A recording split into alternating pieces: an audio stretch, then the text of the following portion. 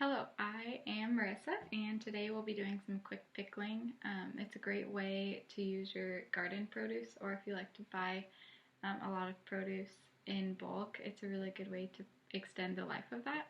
We know that cucumbers, green beans, pretty much anything don't last forever, and some things longer than others, but it's still a really good way to preserve your food for a little bit longer. So with quick pickling, you still will refrigerate, or you could can your products. I personally usually just refrigerate, and their life in the refrigerator is quite long. Definitely longer than their life without being pickled. So, for example, green beans are not going to last, for me, really more than a week in the fridge just as green beans, but when I pickle my green beans, they can last months. And in addition, they add a ton of really good flavor to all of my meals. A little bit of that acidic bite just brightens up every dish. So we'll dive in. We're using just a pretty simple method today. I will be linking Minimalist Baker's fun, really quick guide to quick pickling any vegetable, so you can kind of play around with that, but we'll just be doing a pretty basic method today.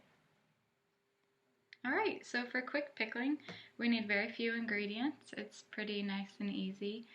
You can definitely mix it up and get creative as time goes on, and you experiment with different things, but for sure the most fun part is just getting the basics down, and then you can add in things like different herbs, different spices, seeds, different things like that. Mustard seeds are really common, as well as fresh herbs. You can just throw some in there to give it a little different undertone. So for the absolute basics, we do need vinegar.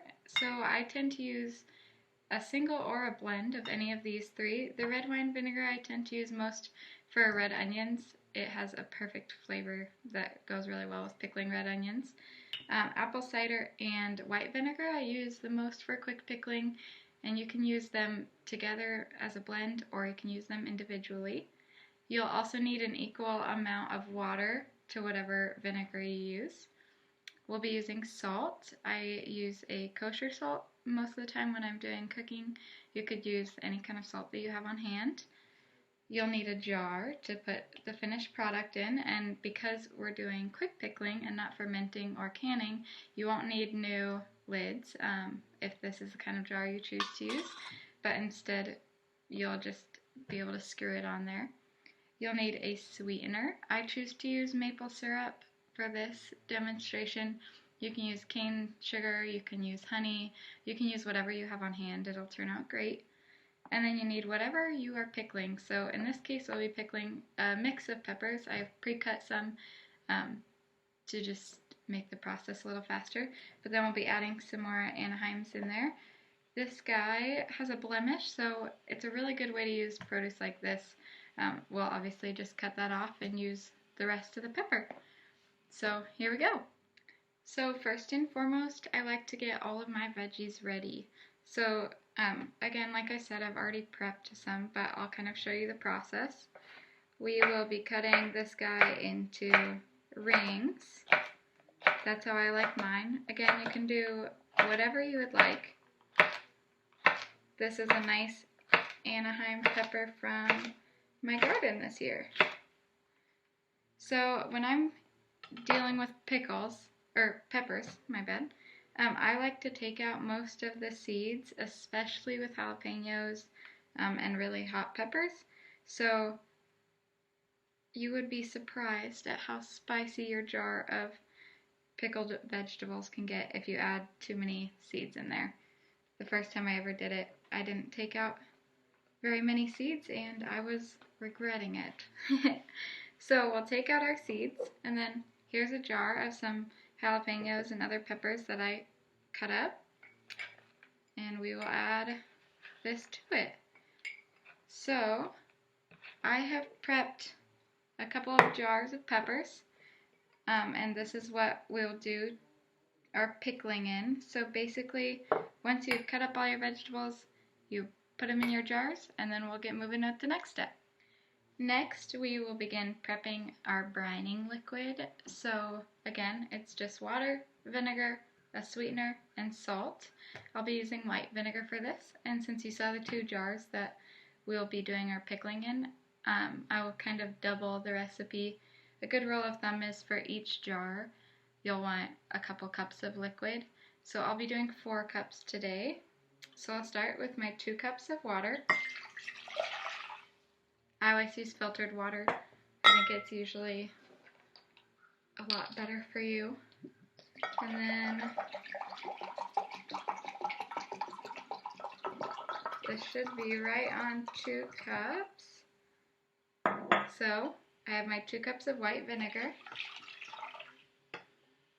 Apple cider also tastes really good with peppers, but I just chose to do the plain and simple this time. So with our salt, we'll do about a teaspoon for every 2 cups of liquid. So I'll need about 2 teaspoons. I don't measure very often with any measuring tool, so I'll roughly measure. Salt is fun because you can do a little bit more or a little bit less, and it'll still taste fantastic. And then with our sweetener, we'll do about a tablespoon for every 2 cups of liquid. So again, I'm not going to measure this guy, but we'll just eyeball it.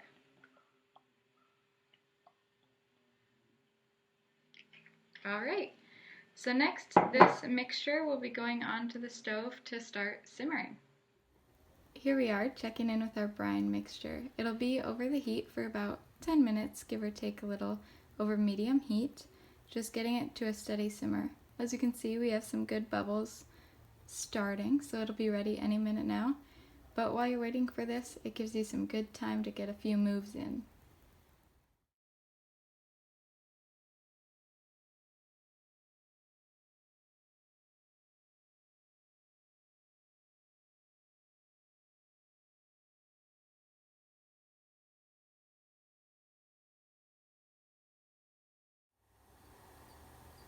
Checking back in with our brine, it is about where I want it to be. So if yours just continually is not getting up to a simmer, feel free to turn it up a little bit, just a notch at a time or so, but this is about what we want right here.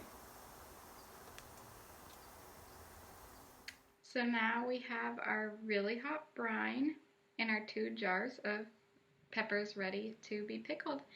I typically do this stage in the sink, but we're going to be risky and see how it goes.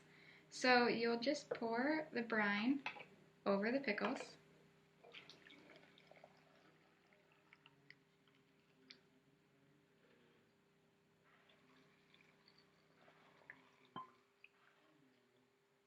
And we just want enough to cover all of them in there.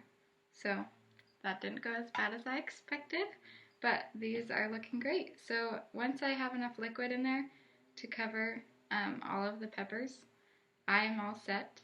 I typically like to leave them out to cool for just a little bit, and then these guys will go in the refrigerator.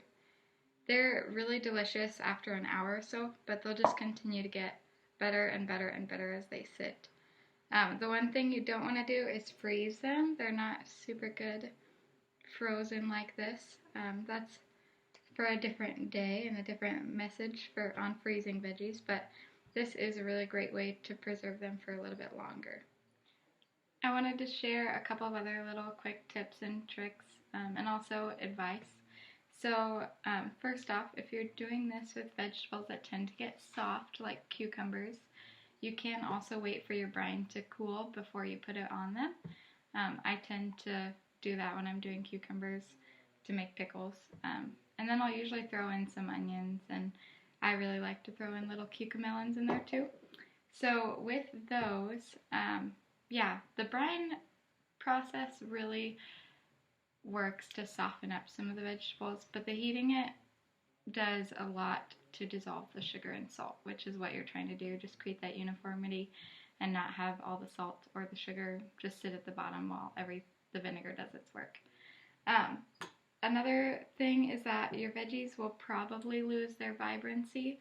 These are some green beans I did a while ago, and I don't mind them being a little duller green than they once were, but if you blanch your green beans or other vegetables before I know that that sometimes helps keep some of the color because they've already been exposed to heat. And then you can also cool your brine as well. But yeah, this is what a finished product looks like in a used jar, because we don't always need to go buy new jars when we go through a lot of them ourselves. Another way to preserve the earth. And yeah, enjoy all of your quick pickled vegetables.